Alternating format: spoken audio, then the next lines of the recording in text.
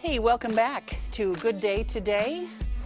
Coming up on 8 o'clock this morning, you know, the Me Too movement has encouraged women of all backgrounds, men of all backgrounds, to speak out about sexual violence and harassment. But with workplaces being a melting pot of generations and cultures, working relationships can be a little bit challenging. So our etiquette expert, Rosalinda Randall, is back to help us navigate through the workday. Good morning. Thanks for coming in. Good morning. So this has sparked a lot of discussion at work and outside of work. But when you're at work, hopefully you're there mostly to focus on your job, but then discussions come up. People are unsure about what to say, what not to say. So we thought we'd kind of break down some of the points of view people might be coming from. All right, so Yes. The first one would be cultural attitudes. Well, I believe, and I've talked to him coming from raised in a kind of a traditional Hispanic, even though I was in this country, there are certain things that are more accepting, you know, a flirtation or a compliment from a man to a woman isn't outrageous, and we know that the intention is just, I guess I want to say, part of the culture. It isn't something that I would find, or many women coming from other cultures would find offensive. So there's that. And I know like Catherine Deneuve and a few other French women got in big trouble for saying, get over it, like, come on. So, but there is, you know, there are, to me, there are flippant remarks and little annoyances,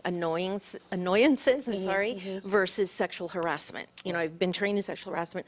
It's very different. Right. Now, if you don't like something someone says, then instead of, you know, rushing to HR like many people do, clarify it. Because if that particular man also comes from a different culture where that's something that they're trying to be nice to give you a compliment, because I did go through all this trouble, you know, it's okay to receive a compliment, but if I'm not the type that wants that, clarify and just say, I'd prefer you not address anything make it clear. about me. Exactly. Yeah, so the cultural thing, it goes both ways. And then there's definitely generational attitudes, right? A lot Yes. of older, our parents and things don't understand why it's such a big deal, that things that might upset younger generations. Yes. Well, not so far your parents, but my generation, right, giving sure. myself away a little bit, is it was very common.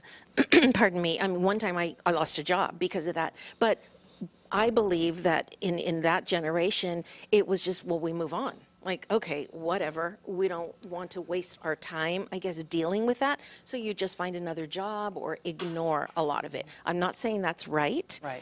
But there is something that I personally find a little more forgiving if it's, again, a flippant remark or, you know, just some off-color joke. It's like, whatever, let me go on. You just told me a little bit about yourself. Now I know. Yeah, if it keeps happening over and over, right, it's yes, something we're to going to have a problem understand generational attitudes. And last but not least, quickly, if people with some there are extreme attitudes out there. Yes, on both sides, really. You know, women who, and not just the Me Too movement or sexual harassment, but people who are trying to find something wrong, something they can latch onto and get upset over.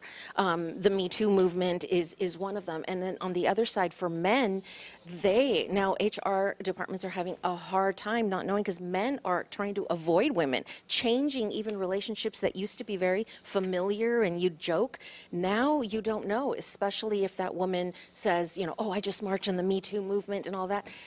That's going to be a red flag. Not that there could be a problem, but I don't want to make it a problem. So now it's causing, you know, lack of productivity. If it's going to affect production or the job because men are afraid to speak to women, or lumping them all, like all you women are this, and just like women, I know a couple of them lumping all men, like exactly. You're all like that. All right, some things to think about where people might be coming from, at least as the discussion evolves where you work. She'll be back next hour. We'll talk about dating in the workplace these days, maybe a little bit more complicated. All right, more Good Day coming up at the top of the hour.